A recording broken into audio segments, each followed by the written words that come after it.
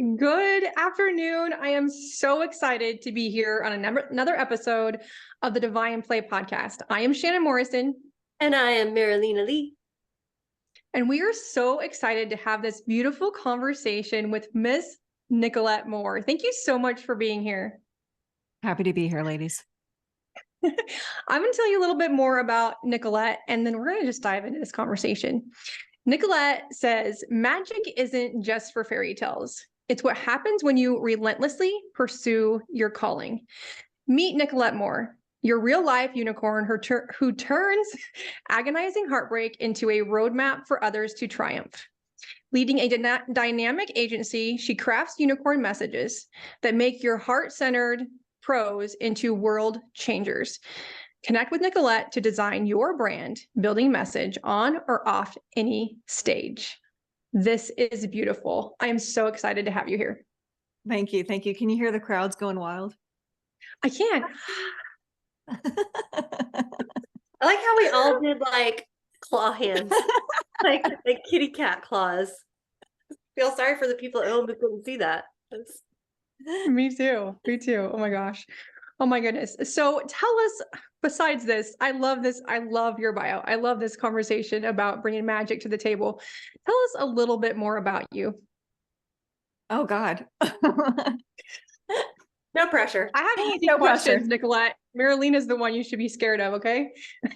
Well, what do you want to know exactly? There's 40 years of history here, but I can tell you that I, just an overarching thing is I'm a Southern belle, from born and raised Lafayette, Louisiana, Cajun country all the way. Grew up eating Buddha and all these awful, disgusting foods that I will not eat It's so anymore. good. I know it's so good. Not disgusting. It's so good. I'm now a kosher eater, so I don't eat any pork or shrimp or any of that stuff. So TMI, maybe, I don't know. But I have no idea what you're talking about because I'm from Nebraska and Washington. Oh yeah, Buddha is a whole thing. It's a whole thing. It's a sausage casing stuffed with like pork and meat and herbs and rice. And also you like blood.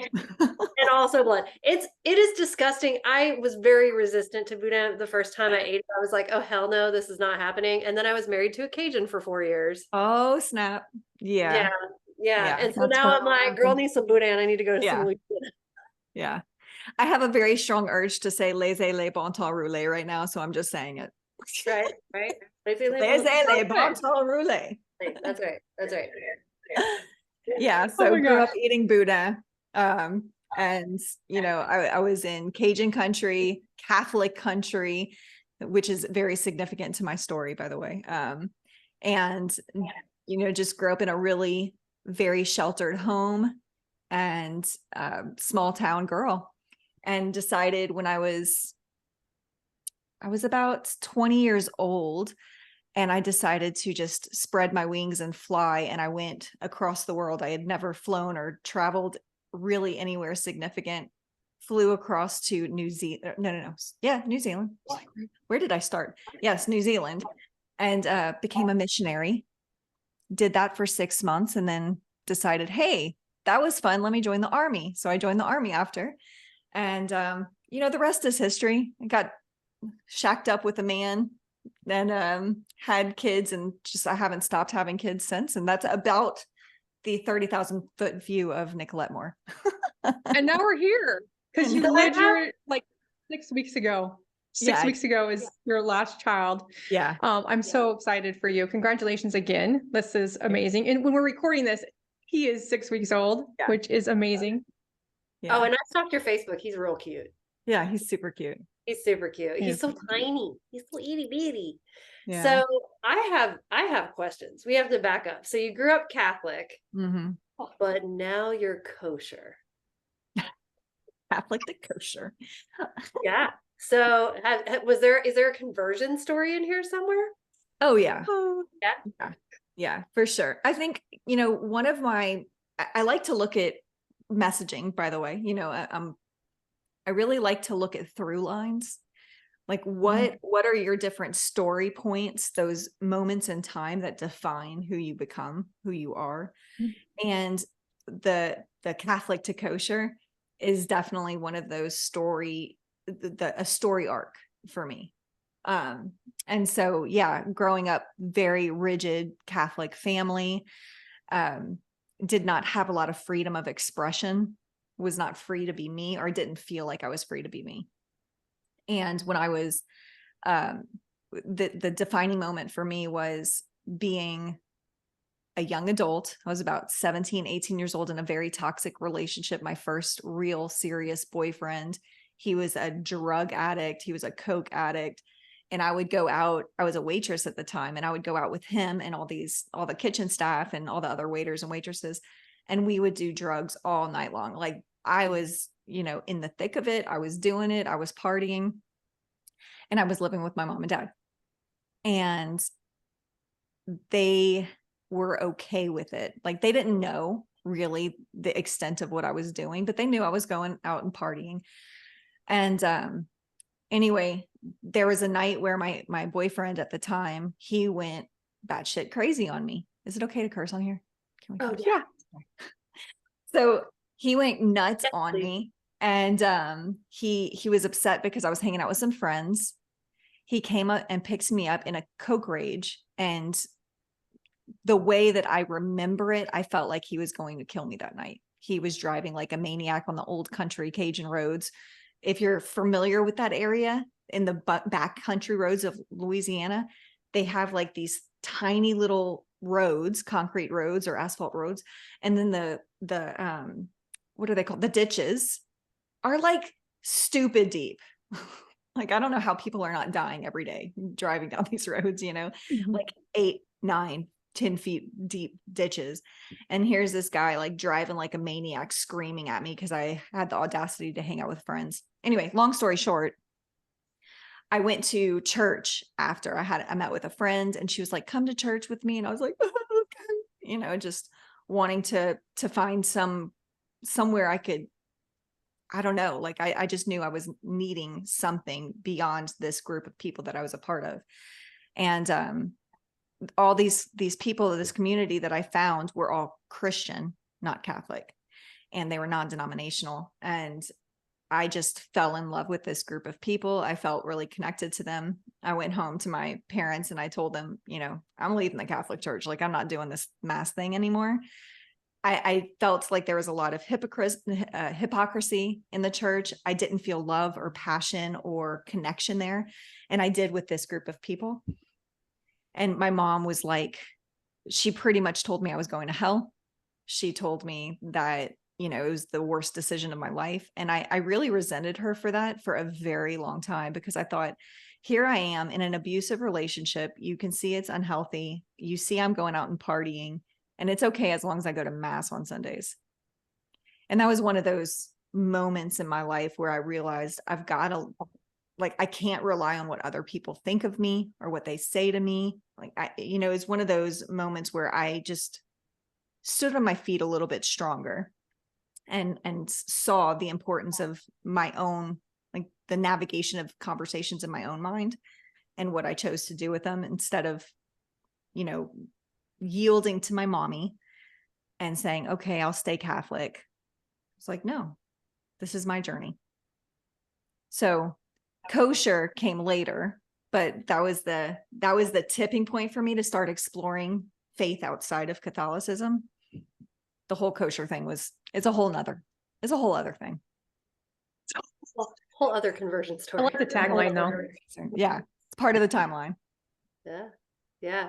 Oh my And gosh. so, I'm really curious about, because it sounds like you've been through quite a bit, and there are a lot of really big events in your story that I have from what you shared with us, and in kind of the application process. And you've had a lot come your way that honestly seems like it might just seem like the world was crashing down all around you. And changing religions, leaving a religion, is the world crashes down around you. Your entire family structure changes, your social networks change, you begin questioning everything you believe. That is a difficult thing to go through. And I myself left the church, and then came back to my own relationship with God later. But with all of these things that you've had in your life, right, where the world was just crashing down around you, there was a quote that I found when I went and Facebook stalked you, which she has great information on her Facebook, y'all. Lots of fun stuff there, and also beautiful baby pictures. Yes. But one of the quotes I read was from Howard Thurman. And it says, don't ask what the world needs, ask what makes you come alive. Do that, go do that. Because what the world needs is people who have come alive. And so I know for a lot of people out there, they know that they're meant for more than the daily grind, right?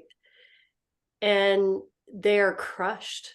They're literally crushed by a world that is coming down around their ears. Maybe they've lost a loved one. Maybe they just lost their job. Maybe they're in an abusive marriage. Maybe they're suicidal. And in this world where everything feels like it is just crashing down around you and you're buried in the rubble, how do you fight the urge to just lay down and go to sleep? And then how do you find the courage to do what makes you come alive? And I know that's just a real lighthearted question, but it really struck me. With some of the things in your story, some of the things you've been through. You were a U.S. Army medic. I mean, that in and of itself, I'm sure you saw things that you'll never be able to unsee. And then also some things that have happened in your personal life, things you've been through. And so that's the question, like, how do you come alive when it feels like you're buried underneath a mountain of rubble? Yeah. Yeah. With my experience, the trick, the secret that we all know, and yet we shy away from, my experience is most people shy away from. And I catch myself doing it as well. But my experience is, we must seek support. And we must be wise about who we seek support from. I was talking about my mom recently, right? I love my mom. We had a very long stint of no relationship, or a very strained, tense relationship because of the whole departure from Catholicism. But now I'd say my mom's one of my besties. I love her very much. And she, as much as I love her and love our relationship, she's not, I have learned over the years, she is not the source for me to go to in my time of stress, anxiety, overwhelm. When I feel like the world's crumbling on top of me, Mama, if you're listening, I love you, but it's not a good resource for me, because she tends to side with me. She doesn't push you outside of your story. Right. Is what I'm hearing. Correct. She'll rally behind my pain, and she'll reaffirm my pain, which is not actually supportive. Shannon, this shit just got juicy. Like, oh, I know. I'm here for all of it. Like, hell yeah. Like, holy shit. Yeah, that is a really good thing to think about, because I thought where you were going with that was, be careful. Like Brene Brown is like, be careful who you trust with your story. Like, be careful who you give that to, because not everybody is going to be in your corner. But you took that shit in a whole nother direction.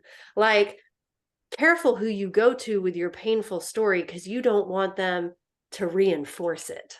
That's Correct. A whole nother level Correct. Of like fucking A-team. We talk about the A-team in my circles. Like, you have to have your fucking A-team. Those people, wow, you asked if we cursed, and like now the seal is broken. Sorry, y'all. Bring it. But, yeah, it's like the A-team has to be the people who are going to be like, is that really the way it is though? Yeah. That painful story you're believing? Like, are you sure about that? Is there any chance that's not true? And I think that is so much more valuable than, oh wow, let me bandage all your wounds and like, give you a warm blankie. And there's a time for that. What made you realize that? Because I've been a victim my whole life. And by that, I mean, there was an unconscious victim that presented herself primarily through a good portion of my life, because of the circumstances that had happened with me, and not having good mentorship or good leadership to help me navigate and understand what I experienced in a healthy way. There was none of that. And so my brain just navigated it the way it did. Right. And it presented as a victim. I wasn't aware of that. Right. So there's a lot of people out there that present as victims. They're not aware that they're presenting as victims. So because of, I don't want to tippy-toe around it. I'll just get straight to cut straight to the chase. In 2017, I lost my daughter. I was pregnant with my only daughter. Y'all just heard I've had 6 children. I just had my 6th boy. So I have 6 boys. At that time, I had 3 boys. I was pregnant with my first girl. I was so excited because I really wanted a baby girl. I might cry. I might, because it's still like, that was my daughter. I was very attached to having my daughter. And around 6 months, she passed away. She had some congenital issues and there were too many. And so, interesting fact that I did not know before, you can have one kind of genetic issue in utero, but if you have 2 or more, the chances of your baby surviving are exponentially decreased. And she had cleft palate, cleft lip, and bilateral club feet. And so the doctor, whenever they discovered it, they were like, she's not probably going to make it. And within it was about a week later, she passed away. And it was just awful. It was hard. And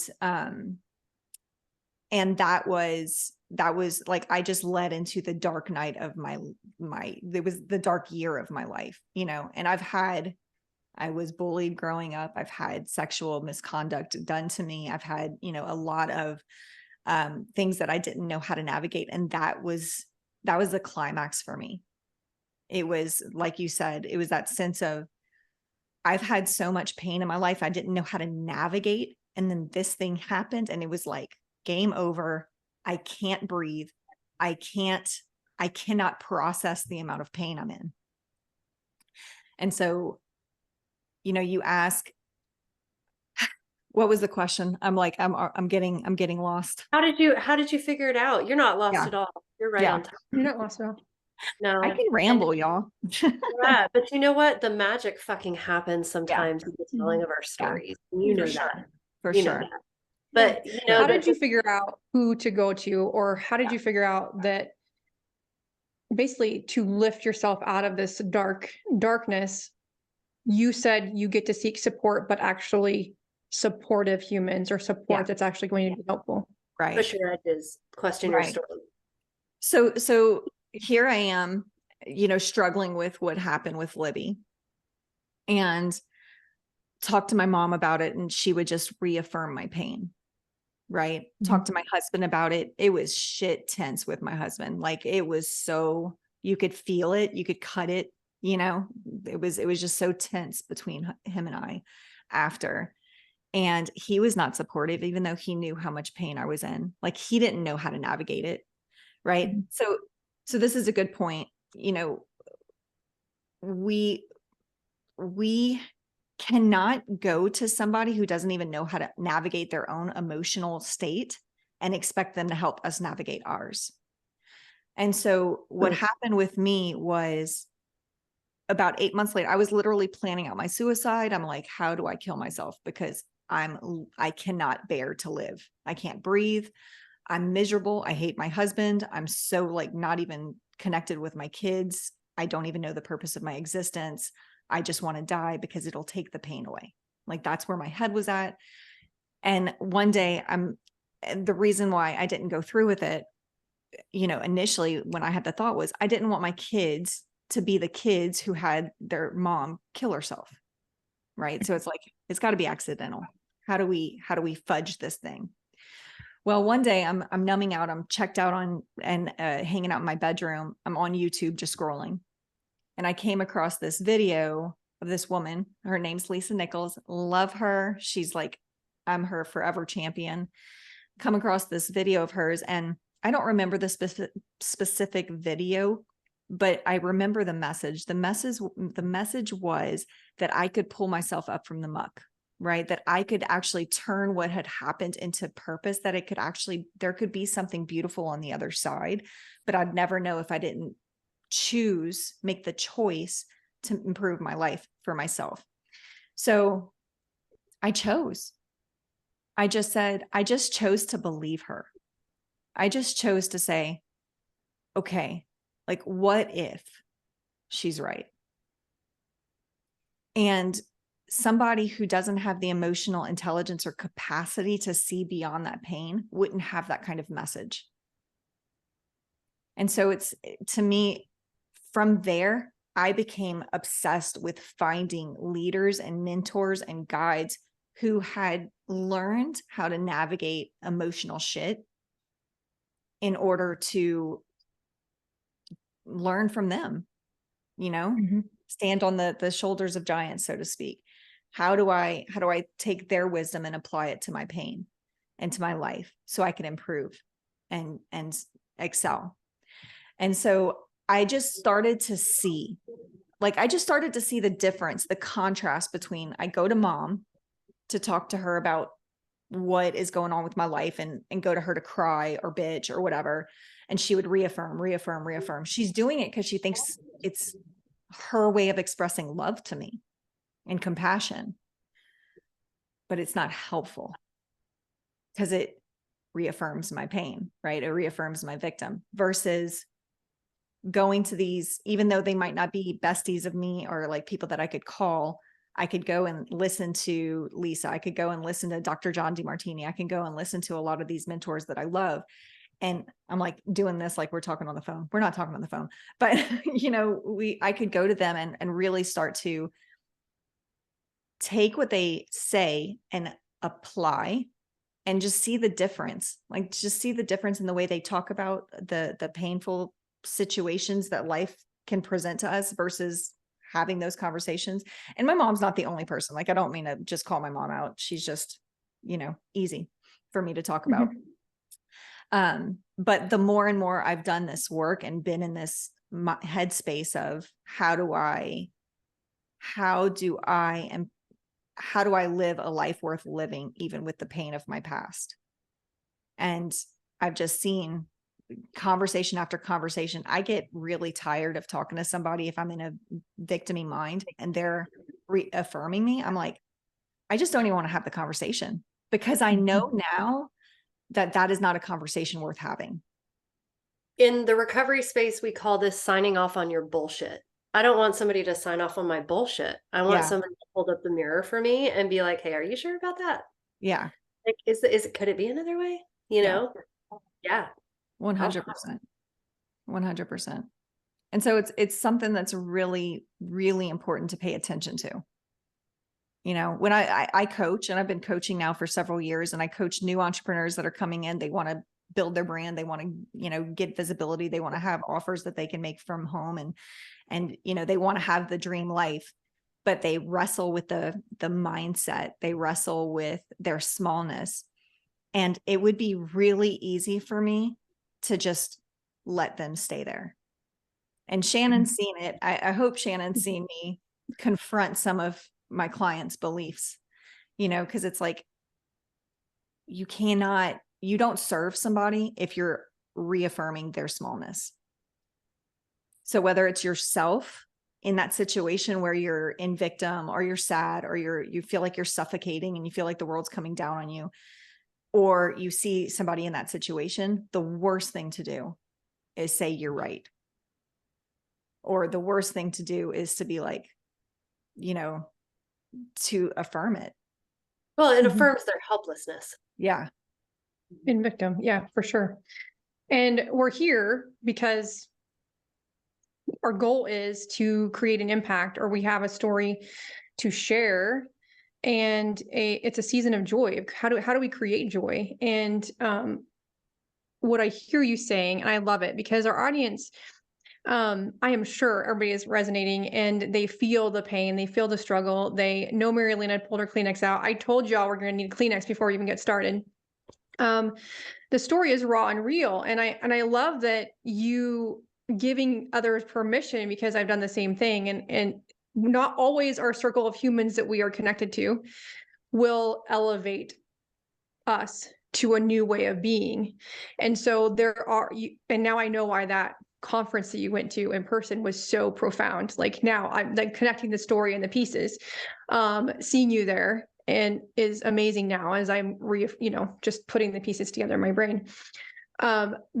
There gets to be somebody for you, and it doesn't have to be your partner who is going through the hell with you. It doesn't have to be your parent, because our job is, as we are moms, is to like either say rub dirt on it or give them a Linky. And I feel like I probably rub dirt on more. My kids are like, can I have a little bit of sugar, please? Can you add a little more sugar? Like, no, I can't. This is where I am. So I love that. You're giving other people permission to be like, okay, I get to look outside of myself and I get to look up and outwards. And maybe it is somebody online. And I know that for the last 5 years, it has been people online. My kid constantly tells me, you need to hang out with people. And I'm like, I hang out with people all the time. Yeah. And she's like, close your computer and hang out with humans. And so there gets to be a time and a place. Absolutely. But I know that for me, for a fact, that the people that have elevated me into the human that is here, it has been people that that are coaches, that are our influencers, that have gone through the shit that I have already, and they're outside of it. You know what I mean? We get to look up and look out sometimes. And that is beautiful. So And I'm Shannon, so glad. I'm so excited. who are your two favorite? We have Nicolette's two favorite. She just told us two. Who are your two? Oh my goodness. This is hard. I know, just putting you on the spot. God, I didn't know I was like gonna be interviewed. This is not even fair. Oh we're my doing goodness. practical tools today. Yeah. We are doing Nicolette's practical already tools. dropped two. Now you get to drop two, and I'll drop two while you think. Abraham Hicks, huge Oh, yeah. for me. Yeah. Lynn Forrest is my teacher, and I do the work that she does. I learned from her, and she completely changed my life after a nervous break at 24. And so, like, she was before YouTube and before Facebook really took off. I worked with her, and she just completely effing changed my life. And I literally do the work I do because of her. But also, like, there are so many. Abraham Hicks has been huge in like my own personal journey. And then Wayne Dyer. Oh, love Wayne. Love Wayne Dyer too. I can't from God. Yes. I like Wayne Dyer, all of the goodness. And I listen to Abraham Hicks too a lot, especially on YouTube. If you guys don't know who we're talking about, find them in social media, because they're amazing. I am like soaking up Michael Singer right now. Oh yeah. Like I am soaking up, but there's always new and powerful stories. But I really have to lend goodness to like Tony Robbins and Dean Graziosi, because they're my people that just really pushed to elevate, like just pushed to be like, use the story, get clear on the story, go 7 levels deep on this shit, and anything is possible. And so like things that I say or things that I do is because the 7 levels deep, or like all of the goodness that they have pushed and enabled me to strive for in the last 3 years. And so, powerful humans. Absolutely. Back to our regularly scheduled programming. Jeez. Back to, so we'll put the list of all our humans in there. I love this. So this story is amazing and profound, and it was a hell of a year. Yes. You looked up, Lisa was an amazing human. Mm-hmm. You got to meet in person. Yes. Yeah. I got to be on stage with her. Yes, you did. That was amazing. Yeah. First of all, tell us how that was for you, because I really want to know. This is what I call magic, is when these little serendipitous events happen. And, here's this woman that had been such a pivotal voice in my journey. And what's funny too is she's not somebody I stalk online. I don't spend a lot of time like looking for Lisa or anything, but I love her, right? Like I am a diehard Lisa Nichols fan forever. because of the transaction that we had, the energetic exchange that we had, that she didn't even know she was providing me, right? She just knew that she was doing good work. And going to this conference with her that she put on, I was just an attendee, and she was looking for people in the audience to talk about, she had some little project or something that we were working on, and she asked for volunteers. And I was like, the crazy person in the crowd that's just like, pay attention to me. And so she was like, okay, come on. And so to get on stage with her it was one of those magical moments, like, wow, like I never thought that I'd be in the same room with her, let alone on a stage with her. And so that was really just a beautiful moment. And I am 100% convinced, mark my words, that will not be the last time. Beautiful. I love it. I love it. I love it. So I have a couple questions. I know you create spaces for humans to create magic. How do you create joy in your life every single day? You have 6 kids, an amazing husband, a business that you are growing exponentially. How do you create joy every day? Well, first and foremost, I will say that my life is like sheer chaos. And I think maybe the chaotic nature of my life just makes me freaking laugh. Like I just look around and I'm just like, what is this life? But it's from a different place than the victim to which I'm so comfortable. It comes from a place of like, this is just this wild season in my journey.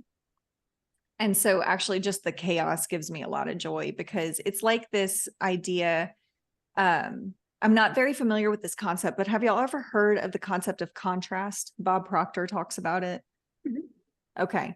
So often when we're in a growth season, life just looks like crazy, right? There's a lot of, every time you want to level up, there's going to be challenges, obstacles, things that are coming at you where you feel like, I'm never going to get to where I think I want to go. Right. And so like, that's where I'm at in my life. There's just chaos and kids and food everywhere and markers on the walls and kids peeing everywhere. And I mean, it's just like, my household is just nuts. Right.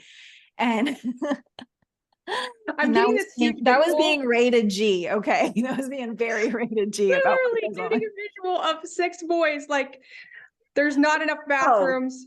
There's not enough bathrooms. There's not enough grass in the yard. They just have to pee in walls. And, like they just got, if there's if there's surface, they've got to get pee on it. Okay.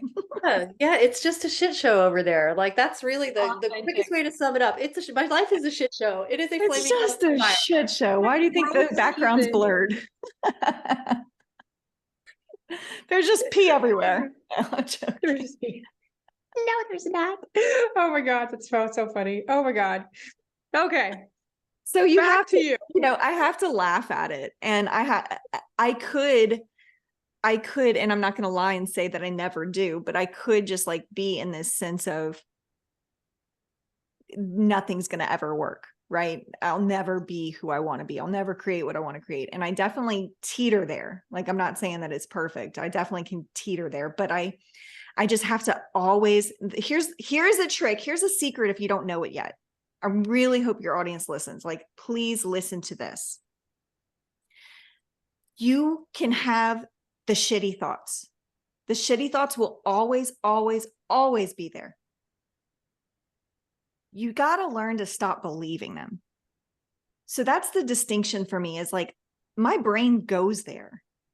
But I have learned, because of all the tools and all the work that I've done over the years, that it is not something that I choose to believe. It's irrelevant. Whatever crazy thoughts are happening in my head, they're irrelevant, and I do not have to believe them. It's up to us what we believe. 100%. Yeah, absolutely. 100%. Oh my gosh, that was profound. Practical tool right there. friends. I call Write those it down. Nicoletteisms. Nicoletteisms. Put it on your damn mirror. That's right. We are always going to have negative thoughts. Like the thoughts are going to go through our all day long. We can reframe them. We can meditate. We can listen to a song. We can they're still going to come up. Like I have a dear friend was like, I thought I got over this. Sister, it is going to come back. Like you can't just make them stop. We have 80 ladies. We have 60 to 80,000 thoughts a day. Yeah. Most of them are freaking negative. Yeah. It's And what you believe. they're repetitive too. And that's something super important to realize and recognize is I think it's something crazy. Like 85% of your thoughts are the same ones you had yesterday. Yep. Like people, we have to intentionally work on creating and generating new, better, healthier thoughts, which is why affirmations are so, they're so in vogue, but it's just true. Like we've got to retrain our brains. There is this thing. I just took a neuroplasticity course, neurosculpting course, which is another really cool tool. I love that. But it's a type of meditation, but it's really focused on neuroscience. And so like all the woo-woo, right? Like how many times in metaphysical conversations have you heard, right? Among like in the spiritual circles, what you focus on grows, right? And everybody's like, what you focus on grows. Like, don't focus on the negative, focus on the other things because what you focus on grows. And a lot of people think that that's like new age woo-woo, like bullshit, right? But it's actually not. There's this thing called Hebb's Law. Hebb's Law. And I can't remember all of it in entirety right now, but basically it is that what you focus on in your thoughts will, it basically forges neural pathways that become easier grooves to like focus on. And so it makes it easier for you to like domino from this thought to that negative thought over there. Whereas if you focus on like the micro wins and the little things that are positive and gratitude, you actually literally begin to have more neural pathways to those thoughts. And so the other neural pathways to the negative shit just kind of start to shrink. And so it really is true. It really is true. What we focus on grows. We don't have to focus on the negative shit. We get to be like, what if that is not true? What if that's not true? Could it be something else? Could it be the positive version? Maybe. Like, let's focus on that. And let me take that up a notch too. There's that concept of you are the sum of the 5 people you spend the most time around. There's exactly what you said. Oh, please hear this. This is so important. That's why, like, let me tell the thing. The people you spend your time around, your brain is literally modeling. Your brain literally, so the more time that Shannon, Marlaina, and I hang out, the more our brains are actually starting to rewire to be like each other. Hear me on this. If you're hanging out with somebody who is small-minded, who is low energy, who is negative, who is cynical, who is doubtful, who is just like scummy, guess what you're going to be? And it's not because you're a bad person, it's because your brain literally is wiring to be like them. It's so, so important. So they show scientifically the rewiring of minds and the modeling of one brain to another. It's very scientific. It's very real. And it's something to take like life and death. If you want to improve your life, if you want to grow and excel, expand, you must be around other people who are in expansion. Absolutely. Absolutely. I love that we were all like silent. And we were like, Marlaina, if you're not watching this on YouTube, Marlaina and I were like, she's like, listen to this. And we're all like, it is so true though. And we say it to our kids, and I'm sure 170 million times in the next 18 years, you will tell your kids the same thing. You are the humans you hang out with. And my kids are now older, 21 and 20. And they're like, no, mom, I'm my own human, right? No, mom, I'm not blah, blah, blah. And I'm like, but you are, you will inevitably be like those humans, or the words you say are going to be like those humans, or what you act like is going to be like that human, even if you don't want to. You replicate it. And that is such a good and profound statement as well. Oh, are you done? Sorry, didn't want to interrupt. Please forgive me. I think the other thing too that's really important to remember is that it's okay to give yourself permission to change the people you hang out with, because they are small-minded, because they are stuck in the negative, even if they are really good people. Mm-hmm. Even if they're people that you really love, even if they're friends you've had since elementary school, even if they are family members who you care about deeply, it is okay to look at them and be like, whoa, we are not on the same train. Yeah. And I want to keep going in the direction my train is going. And I love you. And I'm going to choose to surround myself with different people, because I think a lot of us choose to stay. I know I have chosen to stay in friendships for a really long time. And like last year specifically, I gave up a 20-year friendship that I had been holding on to for a really long time. And it had been really unhealthy for a really long time. And when I got sober, I lost a lot of friends, right? And it really is because my train was just moving in a different direction. Their train was moving in that old direction that was stuck on the negative, stuck in not being good enough, stuck in not being able to heal, stuck in nothing being their fault. And my train was like, no, I'm not a victim anymore. Like, I'm going to go over here and heal my shit. You want to come? No? Okay. Like, I'm out. And I think it's okay to do that. And it really creates tension in relationships as well. When you're growth minded and somebody is not, you can feel it in the conversation. You know, there are some people where I want to talk about growth related, like this is my jam, what we're doing here. I could sit here and talk with you ladies all day long and be energized by the end of the night. Other people, you know, that are not in that growth mindset, they haven't been exposed to the tools, or they've been exposed to tools and they have chosen not to embrace them. You know, they stay in petty things like, she was judging me for my hair color. It's like, why are we even talking or thinking about these things? You know, like there's more to life than worrying about what somebody thinks about you in the grocery store, you know, or worrying about what you think of everybody else. Right. And so it's one of those things, like the quality of our conversations are radically different by the people that we spend time around. And all of those things matter. And all of those things lead to the path that you choose to walk. Absolutely. Even from the leadership program that we were in, like our conversations are completely different. Yeah. The style of communication is completely different. The way it's just neutral. No one's bad or good or whatever. Like it's just completely neutral. I love this conversation. Okay. We could talk, we've already established there might even be a B conversation to this. We established we could talk forever. Yeah. And but I really want to know, in a simple term, first of all, two things. It's going to be like Marlaina Lee. Ask two things. I know I've asked how you bring joy into your day. But if you could leave our audience with one tool, we've gone through the muck. We've gotten out of the muck. We have, oh my gosh, so many things have happened in this session, and this conversation has been beautiful. And I appreciate your vulnerability. I appreciate your ability to share authentically, whether it's the boys peeing on the walls or any other story that has come up today, because I love all of it. If you could leave our audience with one practical tool to bring joy in their life every single day, what would you tell them to do? I was actually looking at, I'm going to give you all two things. I'll give you one and then I'll give you a bonus.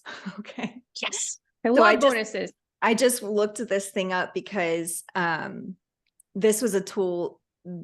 You know, Lisa was a catalyst for awakening for me. And then many, many, many other leaders came my way that I just like absorb, apply, right. And worked through my own shit to be able to get to where I am today. But this one tool was probably the most pivotal at the beginning. So I want to share it.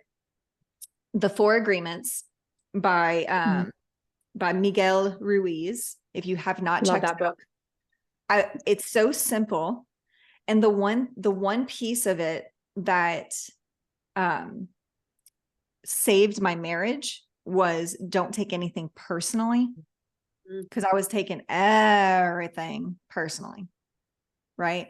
And so that was such a pivotal tool for me. So I would definitely say, get to a place where you can, like that neutrality you were talking about, Shannon. How do you do that? Like, what is the actual application of that? If somebody says something to you that you take offense by, literally just stop yourself. Do not react. You've got to give yourself space to process what's happening. Reaction is the key to destroying relationships, destroying your happiness. Just stop reacting. And then think about, this, whatever you hear and you're taking personally, it's about two things. It's about you and how you feel about yourself. And it's about the other person and how they feel about themselves. And we're just like don't take anything personally is like, I have my reality, you have yours. And we have these like bubbles around us that are invisible. We don't see, but we attack each other through our little bubbles. And it's just a game. We don't even know we're playing. So I would just say, really be conscious about your reactions. Don't react, pause, process, and realize there's something going on in here that's making me want to react. Let's focus on that, because you can't do anything about that person. Period. End of story. You cannot. And then all you can do is worry about this person. And so what's going on in here that's bringing up that heat, that energy that makes you want to, you want to focus on like what's going on there, because there's a story there. So that's my first tool that I'll say is like, that will radically transform your relationships. It will change your marriage if you let it. So that was that. Let me tell you the bonus one, because the bonus one means so much more to me. Okay. So I'm ready. You and I'm going to get a little spiritual on y'all. Can I get a little spiritual on y'all? Oh, yeah. Absolutely. Bring it. I think we're okay here. So I love to use this analogy of kingdom principles, like God, the creator. If we look at him as king overall, a very, spiritual concept, right? He's the king. That makes me a princess. That makes you a princess. Right. And if you look at how like the royal family raises their children, and what the royal family, the children in that family, they raise up, and they have that sense of, some people might say privilege or whatever, but it's like, they just know their place. We don't know our place, because we're raised by a bunch of small-minded people. And it's not like, I'm not trying to be mean at all to mommies and daddies out there, but we just, this is like, we're evolving. We are evolving. So every generation, we get a little bit more savvy. We get a little bit more aware of our place. I'd like to expedite that, so like a tool for you is to really recognize where you're feeling unworthy. There's a story there that must be confronted. And it needs to be confronted in the light of, you are a prince or a princess of the Most High. Like I love to think about this analogy, because it's just the truth. And if we can sit with it, and if we can hold ourselves like, I'm a princess. I was not meant to be garbage. I was meant to be royalty. And that shifts the way you see how people treat you. You no longer stand for being, the mat somebody walks on. It shifts the way that you talk to others. And you shouldn't go to like, now I'm better than you. It's not about that. It's about, we're on the same level. You're also a prince or a princess. We're all royalty. How can we start navigating this world together, where we value first ourselves and then those around us? And it's like, it can be a very, like, it's nice to hear concept. The reality of executing it is a different story. And that's where I want you to play. How do you daily look around, and instead of judging people, instead of being mad at people, I always use the like driving, the road rage, like getting mad at people for no reasons. Like, look, You can come up with all the excuses in the world while you're yelling at people in your car, but at the end of the day, that is the son or daughter of the Most High. That is a royal family member. So are you. Let's start acting like it and driving like it. Yeah, that is Oh my incredible. gosh. There is a saying that one of my teachers that I've been following lately, I can't not remember her name. She's an older woman. But she always says, like, we are all equal in the eyes of God.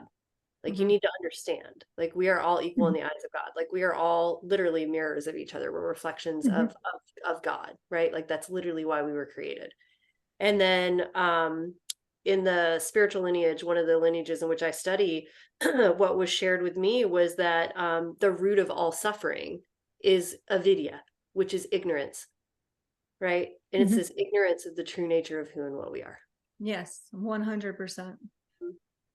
That's amazing. Oh my gosh. So we all have homework. What I hear you saying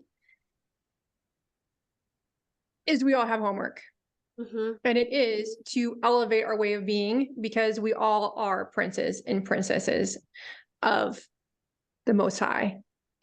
We aren't garbage. We aren't meant to be doormats. And I will seriously sit on this for a long time. I love that you said that at the end. I love this gift and this tool for our audience.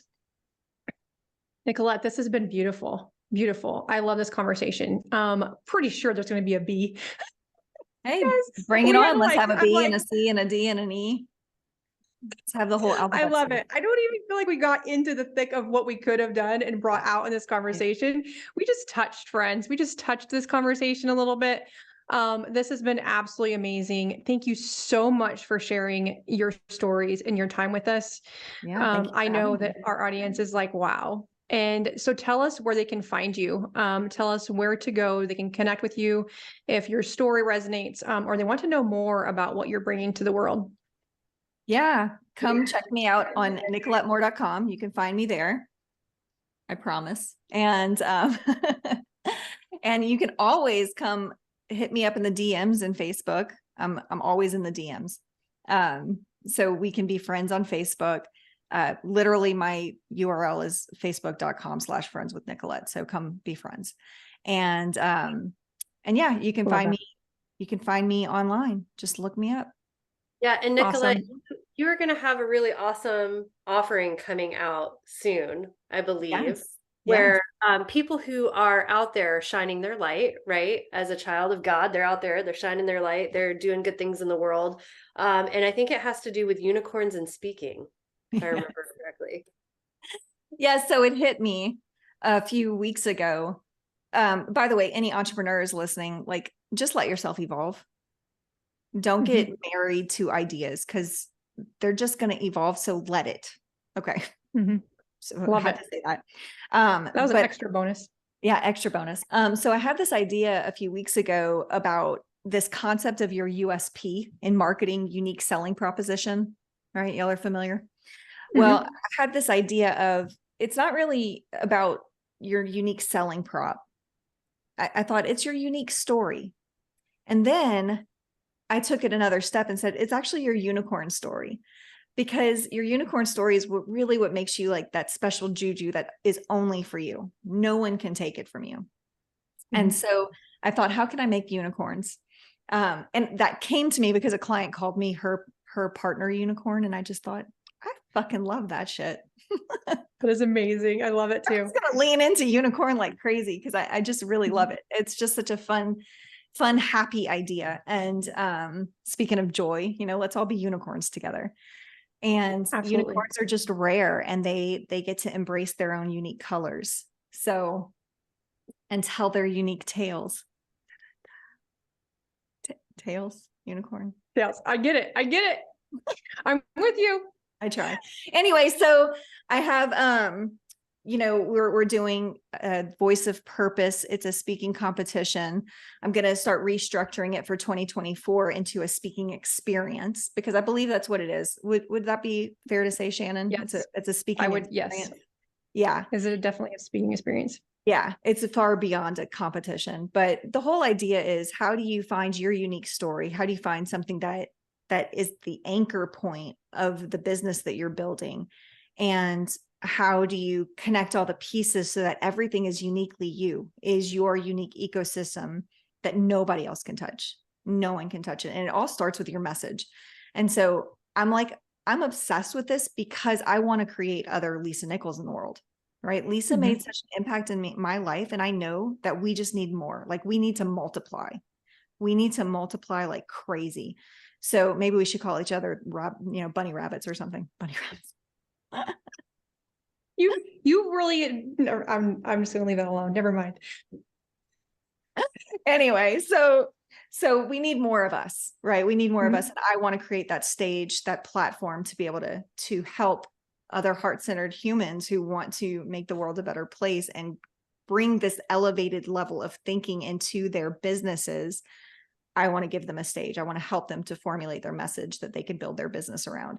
So that's part of it, is the speaking experience. I have a program I'm putting together to like really go deep and build that ecosystem out in very fun and impactful ways. My life, I'm just committed to helping others make a difference, because that gets to be the difference I make.